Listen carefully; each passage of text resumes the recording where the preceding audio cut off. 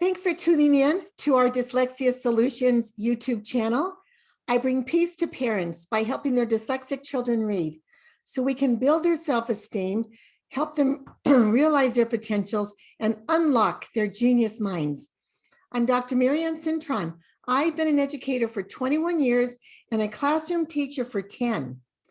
The reason we have this YouTube channel is to raise awareness about what's going on with dyslexia, which the knowledge should empower you to show you that you're not alone in your situation, and to gain sponsorship. But who we have as our interview guests are parents and grandparents of dyslexic children and dyslexic adults who want to share their journey. Did you know that 40% of self-made millionaires are dyslexic? And 35% of the entrepreneurs in the United States are also dyslexic. Dyslexic people were not meant to fit in, they're meant to stand out. And the typical classroom setting is very difficult for dyslexic children who need more time on their work, they need to ask questions, and they need to move. So my guest today is Gail McClymonds. She listened to me on someone else's podcast and reached out to me because she wanted to tell me about her dyslexic adult son who's in his 40s now, and talk about his wonderful engineering degree and his career as an engineer. And I thought she would be very interesting for you to listen to her story. And what got my attention was she said he went to a private special ed school and he started reading with Dr. Seuss, and he graduated reading the Hardy Boys from that school. So welcome with me, if you would, please. This is Gail McClymonds. Hi. Hi, Gail. Nice to have you today. Nice being here. Would you just introduce yourself to our audience? Well, I was a full-time mom. My husband was able to have a good enough job that I was able to stay home with our children. We had a girl, and a boy. So we had 4 kids. They were about 2.5 years apart, except for the last one was 7 years apart from his next sibling.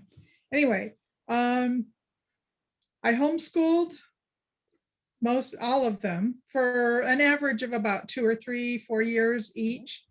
And after our oldest daughter was homeschooled for 4 years, I decided, because I was having problems helping our son learn reading and helping him to decode the words and reading left to right and not mixing things up, I figured I'd send her to a small Christian school nearby. And so I would be able to focus all my energy on him and helping him to learn to read. That wasn't very helpful because it was more iron sharpening iron and butting heads like 24/7. So it wasn't necessarily to sort of infringe on this other nice small school, but I sent him there thinking, well, maybe they're professionals, maybe they can figure out some ways to help him learn to read. So you went from homeschooling to sending him to the Carroll School of Reading, right? No, he went to a small private school first. Oh, first a small private school. And then they had some problems with him learning. And even though he went in as a 3rd grader, he went to 1st grade for reading. And yeah, he got teased a little bit. Yeah. But he was pretty good about it. And then we had a tutor come in and she said he should probably be tested for dyslexia. He's reading sub and telling me it's bus, or the other way around. A lot of reversals, huh? Yes. So I had him tested, and yeah, he was classic dyslexic. And the lady suggested there are 2 schools really close to where we live. But the one in the Carroll School in Lincoln, Mass, was a lot closer to us. So we went there, interviewed, and they accepted him as a student. So we started that fall, and he was there for 3 years. And those schools aren't cheap, are they? No, no. I had written a letter and asked the public school to please help us with some tuition and payment, or help us with some, because their school was not helping, or wouldn't be appropriate for them. And then they said, well, you've never been to the public school. He needs to be in the public school for at least 6 weeks. So we did that, and he says the only thing that was good about the school was he had trumpet lessons on Tuesday. So he went into the public school only to get back out, but you Yeah. have to do that for the schools to help pay the tuition. Exactly. But And then that was the middle of his second, that was the beginning of his second year. So he went to the public school for 6 weeks, and then another person came and looked at this public school and said, yeah, this is not going to work. So we had a lot of lawyers and a lot of back and forth and everything else. But after the 6 weeks, he went back to the Carroll School. And so then Did he get a diagnosis from a school psychologist or a medical doctor? I don't think so, but he might have. I just don't remember. It's 30 odd years ago. So it's so cool though that the private school recognized it and they said it, because schools are afraid to say dyslexia, and they shouldn't, because if you know you have something that there's some help for, you have to call it what it is. Yes. Well, so no, they were really good. I know when the kids get ridiculed at school, you know, they just come home, they're sad. I almost want to cry. Yeah. Because you want to be strength for your son. What were some of the things you did for him to help him feel that home was a safe place? Is that a good question? How did you affirm him? But I don't remember what I did. There were times, because I was trying to teach him reading at the same time my older daughter was still at home, and she was a self-motivator. I just said, okay, just do the next chapter in all these particular books, and she was done in a couple hours. Yada yada. I'm done, Mom. Let's go. Let's go do something. Your son had good behavior, right? He was fine. He was, no. And my husband and I, we were talking about this last night and this morning. Just, we're amazed at the character that this young man has. He could have easily gotten bitter or anger, and he wasn't. Did you do any kind of sticker charts, or how did you encourage him at home? Like to do schoolwork, or just love on the guy. We also have a tree in the backyard. He built his own like tree house back there. It was really small. But I told people that when I was first trying to teach him to read, when things got really frustrating, I said, would you just go in the backyard and make sure there's no dragons in the backyard? So he would go climb his tree, do whatever, you know, and his world of imagination was exactly right. Exactly. Yeah. One thing I thought was funny, he made some really good friends at Carroll's school. And we had one of his friends over for the day, and we were just having fun. It was like on a Saturday. And I said, cut it out. You're acting really weird, you know? And he says, but we're dyslexic. I said, that's not an excuse for being rude. And that's not an excuse for being unkind. I don't care if you're dyslexic, but you cannot do these other things, you know, because they were just being normal boys. There's two of them together, so they rub off each other. Well, tell me about some of the team sports he was in at school. Maybe this will help parents know that their kids need to move and get involved in sports. Well, one of the things that I did when I was having him tested as a, well, I don't know, 7 or 8 or 9, I don't know what year it was, 7 to 10-year-old child. He was in this small private school, and I had to get him tested. So I thought, oh, I'll just take him out of recess and we'll go and get tested. Yeah, exactly. That's exactly what he said. He says, "Mom," after the test, "I'm so mad you took me out of recess. That was the best thing in my life, my best I time of the know. day," and yada, yada. So the testing was up near the North Shore of Boston. So we went out and romped on the beach for a while just to get out some of his energy. Oh, that's great.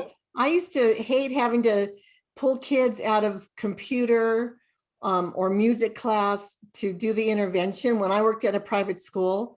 Yeah, But, they had their core content classes that they couldn't miss. yeah. So we actually tried to work with them just for 30 minutes during the students' passing period.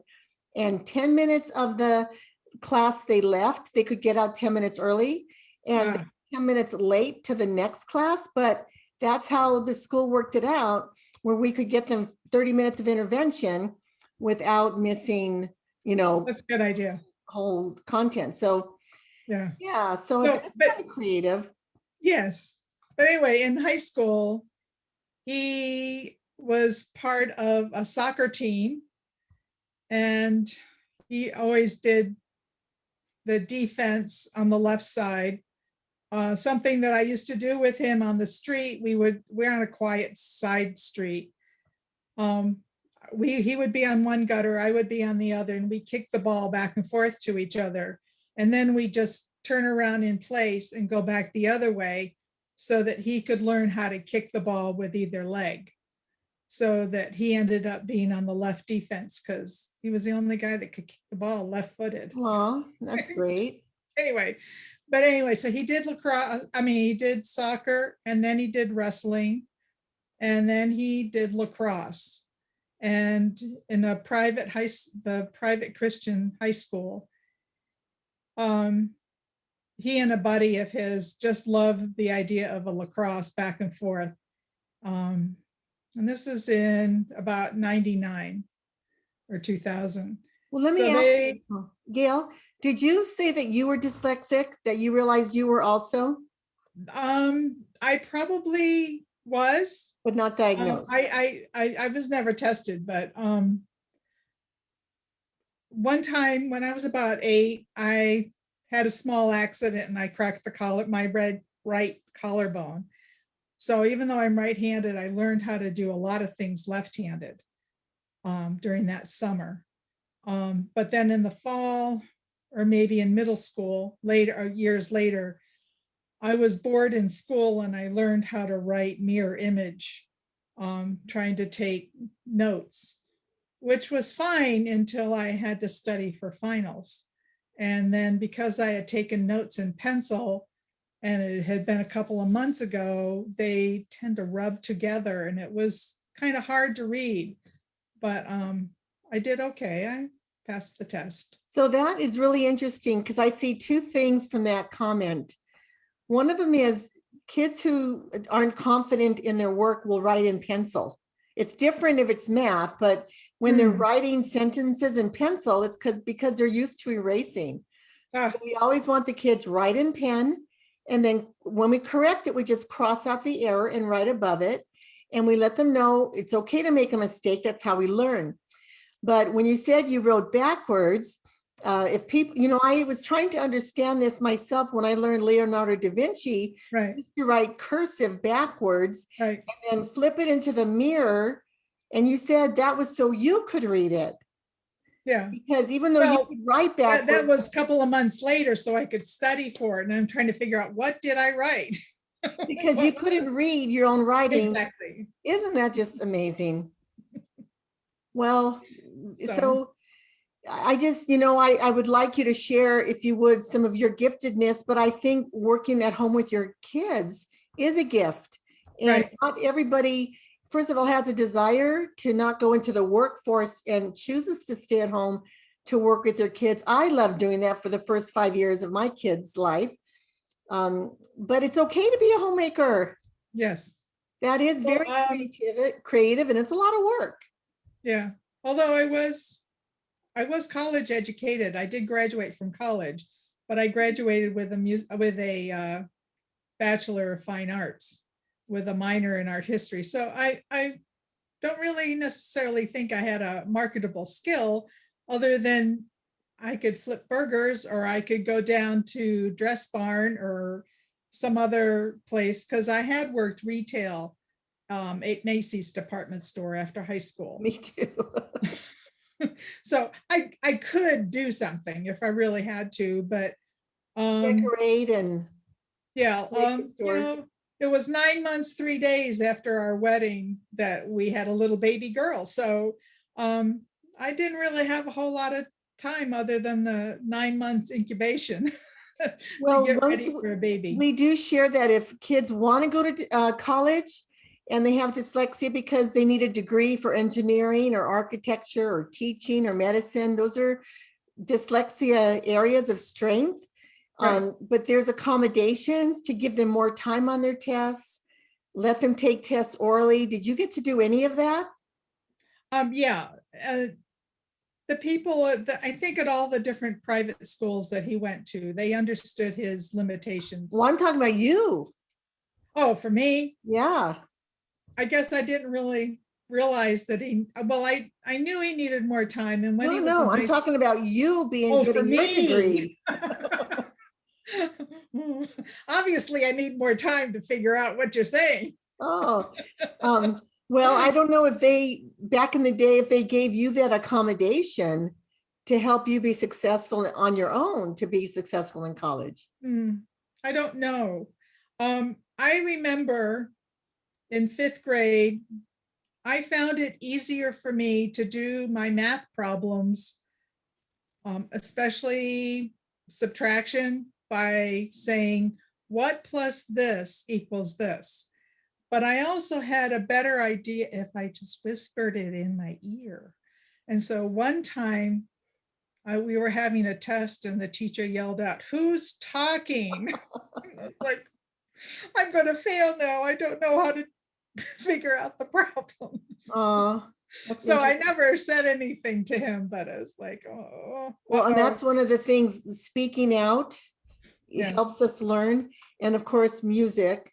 Well, we keep these interviews short because we want our audience to feel that they can listen and they don't have to listen for a whole hour. I'm so thankful that you're here, Gail.